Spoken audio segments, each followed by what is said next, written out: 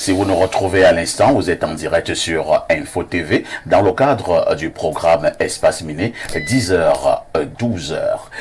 Bernardo Basson, la dénonciation de ce jour.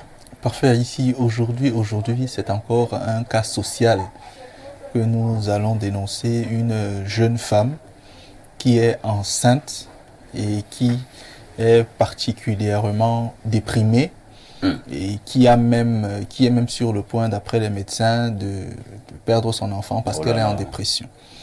Alors, elle a vécu les 10 dernières années au Japon.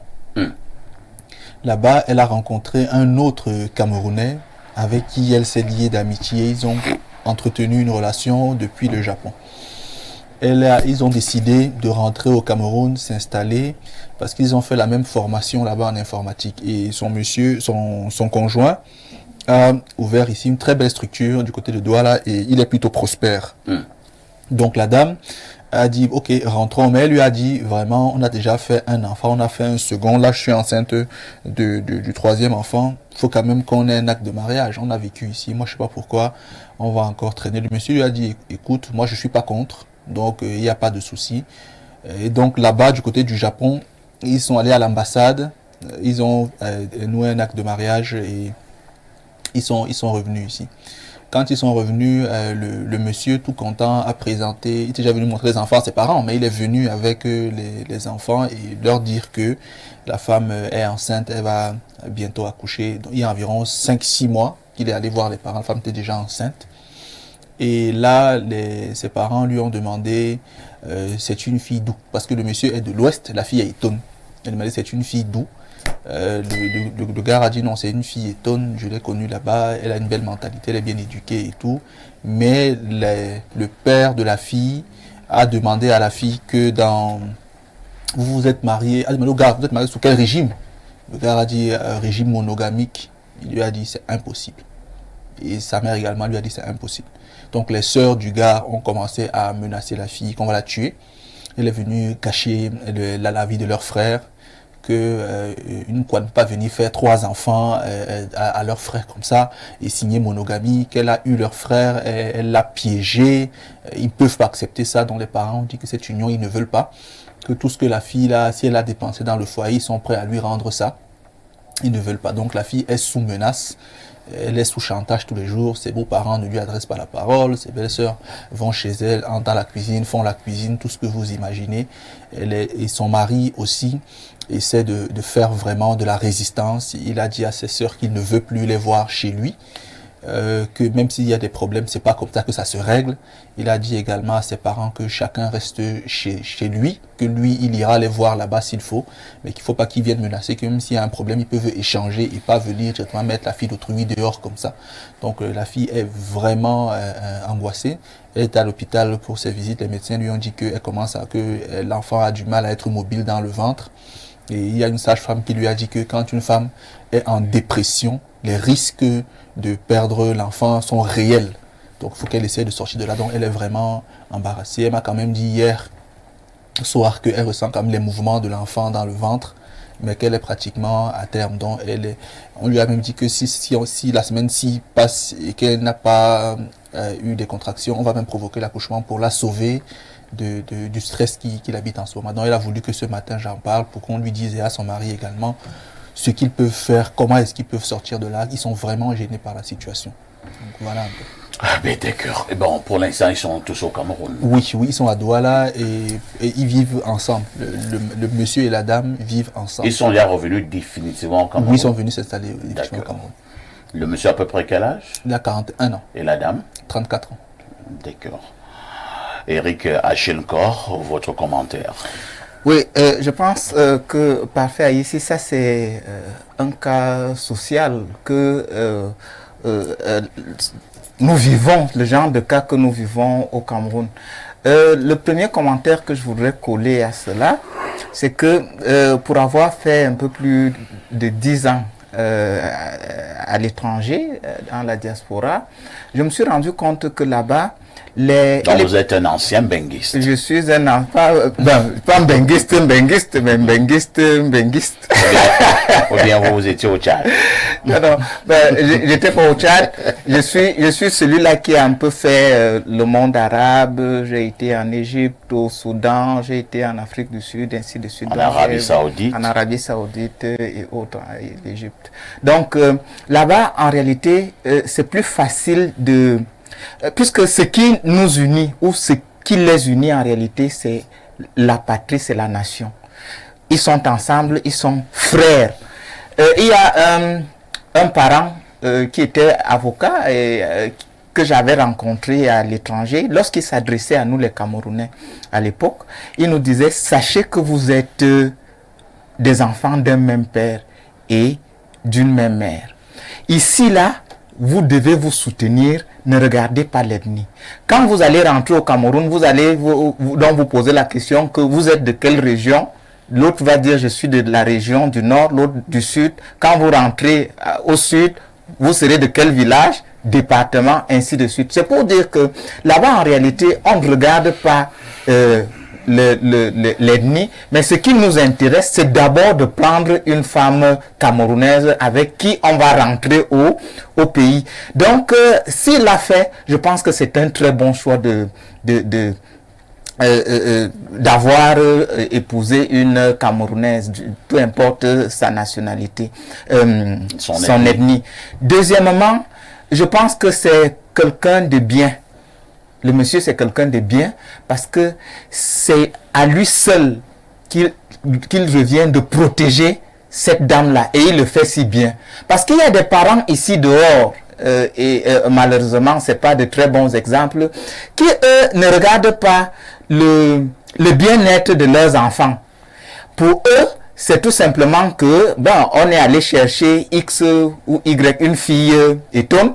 Pourtant, même s'il allait chercher la même fille dans un village de 15 km, ça devrait être la même chose. Parce qu'en réalité, c'est des parents qui ne se soucient pas du bien-être de leur fils. Et le mariage, il a été fait à l'état civil et le régime, il est monogamique. Même si moi, personnellement, je prône la polygamie, mais il faut respecter le choix du monsieur qui a bien voulu prendre sa femme en os dans un régime monogamique. Ça, il faut le respecter. Maintenant, la notion de savoir-vivre est une notion importante. Parce que les parents du monsieur n'ont pas, et ses sœurs d'ailleurs, n'ont pas la notion du savoir-vivre. Il faut comprendre que, ça c'est certes notre frère, il n'est plus notre frère de l'époque quand il était célibataire, parce que c'est souvent aussi ça le conflit dans nos familles. Hein. Vous êtes célibataire, vos sœurs vous embrassent, vos frères vous embrassent, ils peuvent même porter vos vêtements, ils entrent dans la cuisine comme ils veulent. Mais dès lors qu'il y a une femme, la femme est celle-là qui doit discipliner la maison. Vous n'allez plus venir entrer dans les marmites comme si il était comme à l'époque où il était célibataire. Du coup, ça crée souvent des tensions au sein des familles. Et il faut être capable justement de pouvoir gérer cela. Et c'est en ce sens que j'apprécie bien la personnalité de ce monsieur qui sait faire la différence et qui leur dit: restez là-bas. Si vous ne voulez pas de ma femme, ne venez pas l'embêter. Et il faut vraiment qu'il fasse bloc. Je crois que sa famille va accepter. Aujourd'hui, nous sommes dans un Cameroun qui a plus de 50 ans d'existence. Et les mariages intercommunautaires se font au quotidien. Donc, on ne saurait s'appuyer sur l'ethnie de sa belle-fille pour l'accepter ou la refuser. La seule chose que nous recherchons et qui est pour nous une chose essentielle, c'est les valeurs. Dès lors que cette dame a les valeurs qu'il faut, il faut la protéger. Rodrigue d'Albert Evina, le problème est vieux comme le monde. Pour le cas du Cameroun, cette affaire de mariage interethnique, il y a certaines ethnies qui sont très dures au Cameroun pour ce qui est du mariage. Elles pensent qu'elles devraient se marier entre elles, ces ethnies-là. Maintenant, de plus en plus, les hommes se modernisent. On vous fait comprendre que ceux-ci se sont rencontrés du côté du Japon. Ils se sont aimés et ils veulent se mettre ensemble.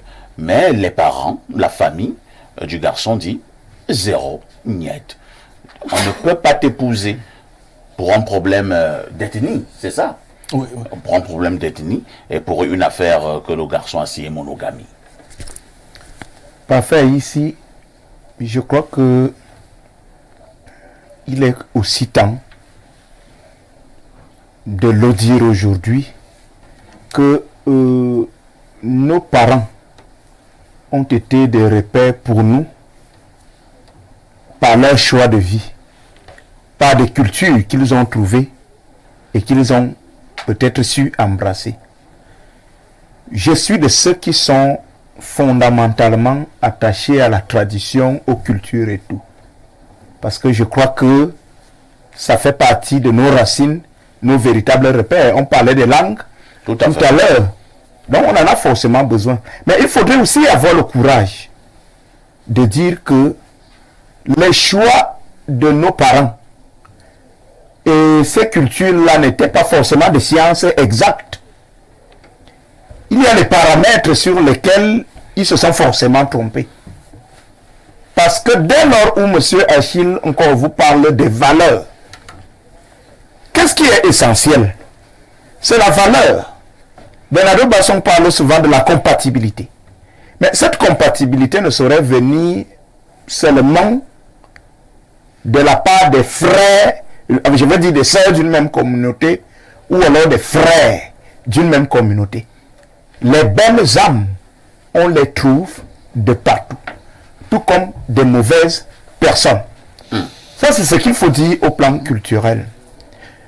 La deuxième chose, et ça c'est la deuxième analyse concernant ce sujet-là, je suis farouchement opposé aux familles qui pensent que la vie conjugale ou la vie sentimentale de leur soeur ou de leur frère, de leur fils, n'est-ce pas, est un domaine de leur pouvoir, où on peut décider de qui doit être votre époux, de qui doit être votre épouse.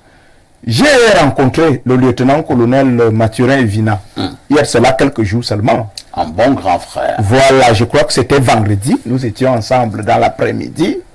Il me disait... On va encore manger du bon poisson de douce. Oui, il me disait, petit frère, cette affaire-là se passe entre deux personnes. La famille, ta belle famille peut t'aimer. La belle famille peut aimer la femme. Mais si l'homme lui-même dit qu'il ne veut pas de cette femme, ça ne va pas fonctionner. Tout à fait. Les soeurs, les frères peuvent aimer cette femme-là, tout comme l'homme. Tes beaux-frères peuvent t'aimer, tes belles soeurs, ta belle famille. Mais si la femme même estime qu'elle ne peut pas être avec toi, ça ne peut pas fonctionner. Mieux, tu laisses. Alors, quel est le conseil que tu donnes? Non, le conseil... Non, il y a quel véritable conseil à donner? Je pense que l'homme... ils doivent désobéir. Le mari de l'homme... les parents? Non, il est homme avec toute la vigueur. Il est homme avec tout le charisme. Il est homme avec toute la personnalité. Et ça, il a illustré en prenant des mesures fortes. Il faut que nos familles cessent de faire la sorcellerie chez nous. Il faut que nos familles cessent de faire comme si... Je pense que le parent peut avoir une opinion, les sœurs et autres. Ça doit être des opinions, ça doit être des conseils. Mais ça ne doit pas être une histoire de force. Parce que c'est quand même une histoire de cœur. Quelqu'un aime sa femme. Ou alors une femme qui aime son mari. Mais ne venez pas là avec une certaine brutalité pour penser que ce n'est pas une bonne personne pour toi. Et puis, tout de suite, la personne doit être virée de la maison, virée du domicile. Et je ne sais pas, peut-être si c'est la famille qui paie la maison du gars et tout. Ce qui n'est peut-être pas le cas. Je dis, c'est pas normal. On peut conseiller des gens, mais sans les amener de force à intégrer notre pensée, notre volonté, ce que nous voulons. Pierre Blériot Niemek, qui devrait en réalité choisir l'épouse d'un individu? C'est l'individu lui-même ou alors c'est sa famille? Les deux. Les deux. Oui. Donc vous êtes de ceux qui pensent que la famille a un mot à dire dans le choix d'une épouse. Oui. Ce n'est pas parce qu'on vient se plaindre le premier qu'on a forcément raison. J'espère que la femme ne va pas accoucher pendant que je vais lui faire des récriminations. Oh, ce n'est vraiment pas gai.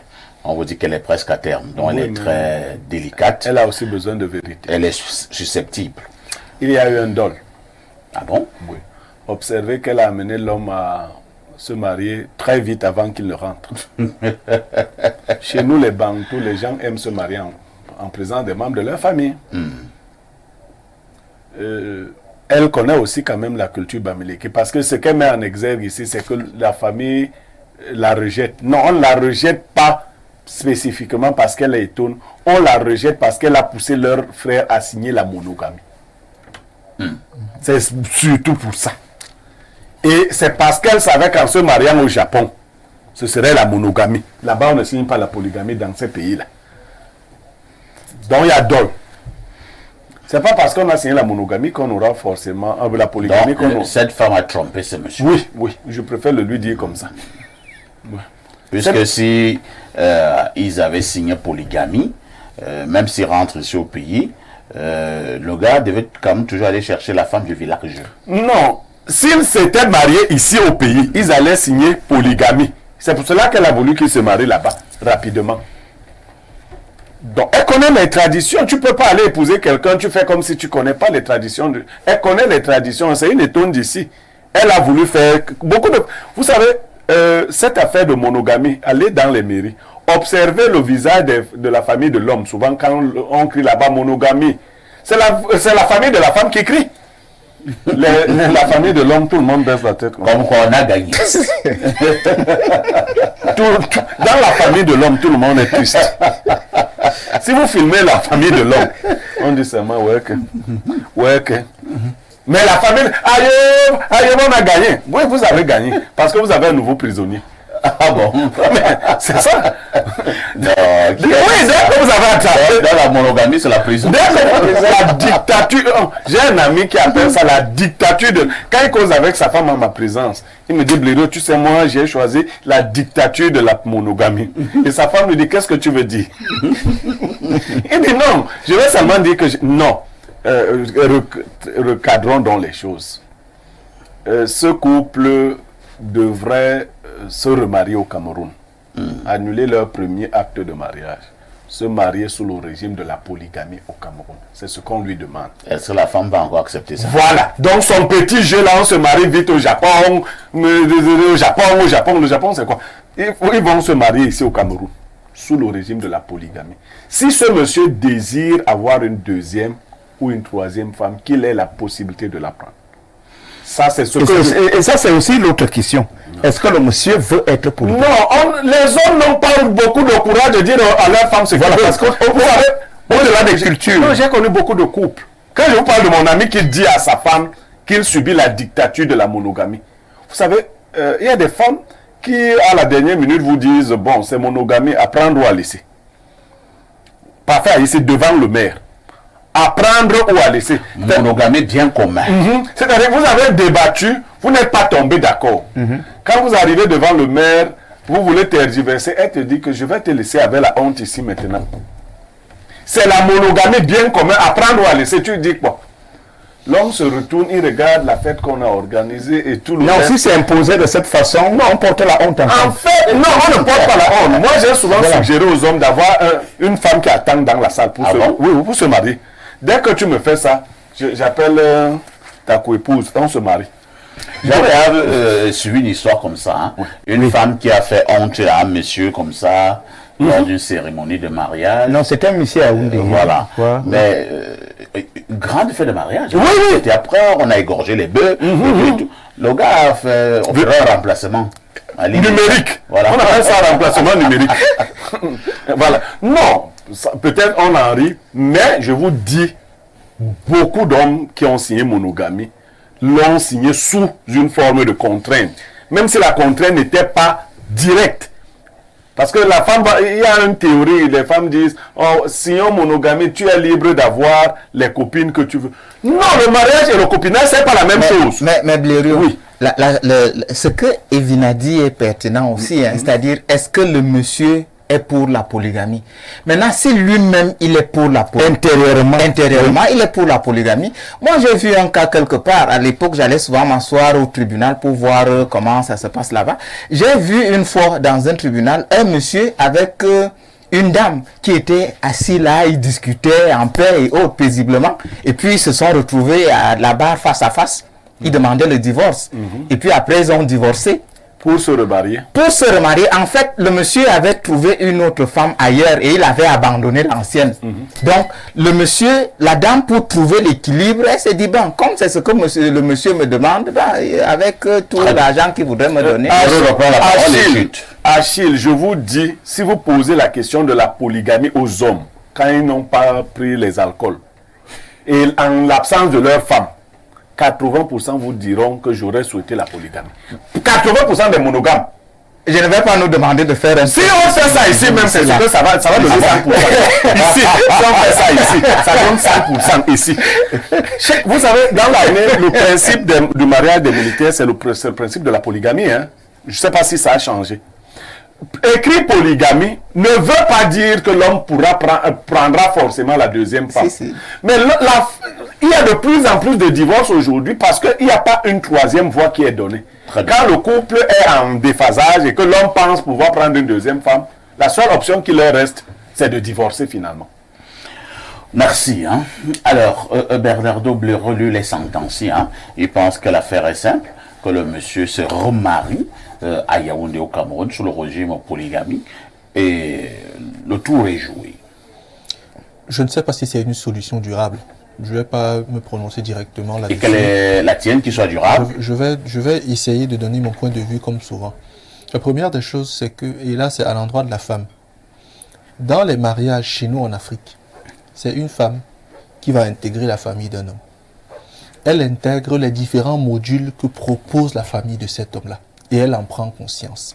Chez nous, on dit, quand tu organises un événement et qu'il n'y a pas beaucoup de personnes, ton événement a raté. Les mariages à deux dans les mairies, ambassades et autres, moi je ne suis pas d'accord. Pour qu'il y ait mariage, il faut qu'il y ait consentement des familles, des personnes visibles, des personnes invisibles. Donc un mariage fait au rabais, dans la précipitation, comme celui-là, moi, dans le fond, il me pose problème. Ça, c'est la première chose. Donc j'aurais souhaité que ce soit un événement, je lui ai dit, solennel, parce que tu vas intégrer une famille, tu dois intégrer les modules que la famille a eu à penser pour sa continuité, pour sa prospérité. Alors, la seconde chose, la famille du monsieur est une mauvaise famille. Et pourquoi? Il faut très bien le dire, pour deux raisons. La première, c'est que si leur fils n'avait pas de moyens et que cette fille supportait financièrement le couple, il n'aurait pas réagi comme ça. Deuxième chose, même si une chose vous déplaît, vous n'avez pas à aller entrer dans le foyer de votre fils pour tout casser, prendre la femme, la mettre dehors, etc. Excepté si vous avez la preuve, par exemple, que sa femme est une sorcière, elle l'a fétichée, elle l'a envoûtée, etc. Tant qu'il n'y a pas ces éléments de preuve, vous n'avez pas à y entrer, à foutre le bordel et à tout casser. C'est diplomatiquement, c'est poliment, c'est stratégiquement qu'on dit au fils, écoute, tu es un des nôtres, voici ce que notre culture a souvent disposé, essaie de voir comment aménager. On fera des efforts, tu feras des concessions pour une solution durable. On n'a pas à te l'imposer de manière aussi brutale, aussi martiale, aussi mécanique, aussi violente. Moi, ça me semble être excessif et mal appris. Donc, c'est une famille de mal éduqués. La troisième chose, oui, la troisième chose, ici, moi, la famille là, t'as fait quoi? Il règle les problèmes de sa belle-sœur. Non, que les organes sont tu quand la troisième insultant comme ça, ils ne vont plus. Non, vas-y. La chose pour sortir, c'est que la situation. Donc tu vas entendre même qu'à la fin de l'émission, ils sont allés là. Annuler le mariage pour penser à une union polygamique. Déjà, le mariage s'annule pas comme ça. Il faut donner des raisons au juge, les vraies raisons au juge. Tu vas les examiner.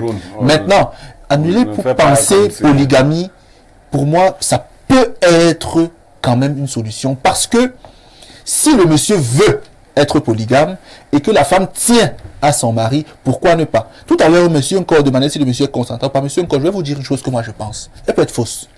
La monogamie est une union entre une femme intelligente et un homme naïf. La polygamie est une union entre un homme intelligent et des femmes naïves. Dans tous les cas, le mariage reste un jeu de dupes. L'affaire d'amour, là, c'est quand on est jeune. Quand on est adulte, mature, on réfléchit, on est raisonnable. Voilà pourquoi beaucoup d'hommes, souvent, sont officiellement monogames, mais officieusement polygames. Parce qu'ils savent que la monogamie sécurise la femme et la polygamie sécurise l'homme. Mais il faut avoir les moyens pour cela. Donc, pour moi, parfait ici, je pense que la famille du monsieur, le monsieur, la famille de la femme doivent s'asseoir tous ensemble et définir de manière conjointe les termes d'une avancée. Parce que cette femme peut aussi être une bonne femme. Même si moi je reste convaincu de ce que pour se marier, les parents ont deux regards. Un regard avant pour suggérer et un regard à la fin si l'un des conjoints veut détruire l'autre. Mais en cours de pacte, en cours d'union, en cours d'alliance, il faut se mettre en retrait, laisser les gens vivre leur pacte. On n'entre pas dans l'alliance des gens comme ça tant qu'on n'est pas sûr que l'un va phagocyter l'autre. Merci. Moi, j'insiste là-dessus. Lisons les messages et nous partons. D'abord 213, c'est l'Algérie. Bonjour Perfecto. Bernardo, tu dis que Charlotte Dipanda est ton crush, mais depuis qu'on est en train de la lyncher sur la toile, tu n'as même pas fait un post sur ta page ou bien un petit mot à Mondovision pour lui apporter ton soutien. Tu es un faux bombok.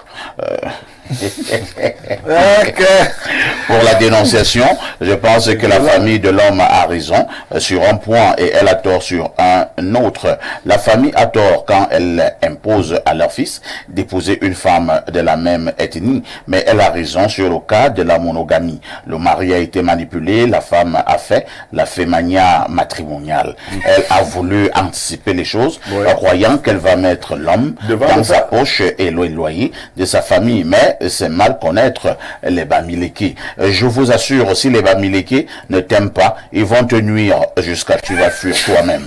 Moi, je conseille à l'homme d'écouter sa famille, de renégocier avec la famille et si possible de refaire une dot dans les règles de l'art, qu'il ne se laisse pas hypnotiser par les coups de rein que cette femme lui fait au lit. Je vous assure perfecto, les filles qui sont en aventure, surtout les filles de l'Algérie, ont des coups de rein et des positions kosoviques très très amères. Et si tu ne fais pas attention, tu vas dire Aka, mon chantier qui est en construction, là peut attendre. D'ailleurs, je ne suis même pas obligé de construire.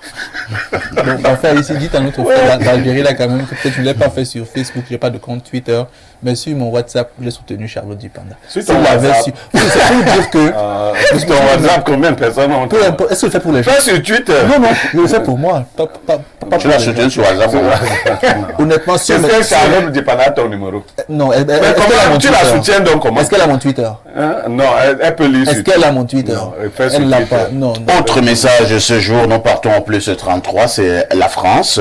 Bonjour le gros sarbanjo de la modération qui règne en grand maître sur les tout petits brocantiers détaillants et fripiers de la modération. Concernant la dénonciation, je dirais que le mariage c'est d'abord pour le couple, la femme intervient quand il faut faire l'organisation. Quant aux sœurs, tantes, cousins et cousines du monsieur qui dérange en se comportant comme si leur métier c'était petit ou aux petites sœurs de benguistes là, il faut leur dire d'aller aussi se marier. La maison de leur frère n'est pas la cour de récréation. Ce monsieur est trop mou, même si c'est moi, je peux pas me limiter à leur interdire verbalement de venir chez moi. Je vais leur parler brutalement, si possible tabasser même, car tout le monde a le chez lui, que chacun reste chez lui. C'est mieux. C'est Stéphane de Château-Rouge, hein, qui est du côté de la France. Stéphane est fâché. Autre message ce jour. Bonjour à ici et toi d'Albert Parfait. Si ça peut te faire passer une bonne semaine, tant mieux. Et à tout ton panel. Concernant la dénonciation, la famille du monsieur manque de savoir-vivre. Et le monsieur est un omelette, parce que si c'était un homme, un vrai, il n'allait même pas accepter que ses sœurs entrent chez lui n'importe comment. C'est pour cela que j'aime mon mari, parce qu'avec lui, tu vas passer par où pour me faire ce genre de choses, moi qui suis femme. D'ailleurs, que moi-même, je ne suis même pas d'abord facile. Avant de venir chez moi, tu ne préviens pas que ce soit un membre de ma famille ou de ma belle c'est pas famille, grâce de guider. tu rentres le même jour. C'est une question de principe, même comme certaines personnes pensent que c'est de la méchanceté. C'est Pancras de Guider. La femme d'un bassin. Autre message ce jour. Bonjour Perfecto. On peut jouer les hypocrites à la télévision, mais tout parent souhaiterait savoir que son enfant a épousé une fille du clan, parce que ça pérennise le clan, et c'est un bonheur d'épouser une femme qui partage la même tradition, la même langue maternelle. C'est signé Landry et Chémon. Autre préoccupation ce jour, bonjour parfait, je pense que ce que Bernardo dit est tout simplement vrai. Un proverbe dit que entre l'écorce et l'arbre, on ne met pas le doigt. C'est Dominique depuis Onkolfoulou, précisément à Mbolokok. Je ne connais pas. Ça doit être l'un des secteurs de Kolfoulou, c'est ce qui est avant Soa, là, le carrefour qui est avant Soa. Ouais. Il y a tout un quartier à l'intérieur, à droite, là, quand tu viens de Yaoundé. Je pense que ça doit être dans la zone là. Alors, un message qui nous vient de l'Angleterre. Bonjour, monsieur Aïssi, le plus grand modérateur du monde. Finalement, j'ai réussi à vous regarder en direct. Quelle joie. Je vous suis depuis quelques mois sur YouTube, juste pour vous témoigner les bienfaits que cette émission procure à des millions de personnes dans le monde, même si elles ne réagissent pas. Cette émission, c'est mon paracétamol. Et je vous tire une révérence. Merci à monsieur Blériot pour son intelligence, sa sagesse et son éloquence. Monsieur Basson pour ses conseils et son sourire qui illumine le plateau en passant Happy Birthday à sa maman. Monsieur Evina, tu nous as manqué avec tes analyses et merci pour tes gentils mots concernant la diaspora.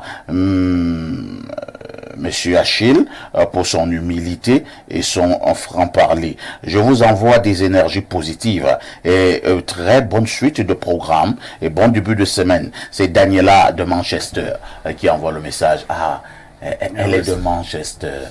Cela m'amène à parler d'André Onana. Et le gars, il sourit. Hein. André Onana a été vainqueur.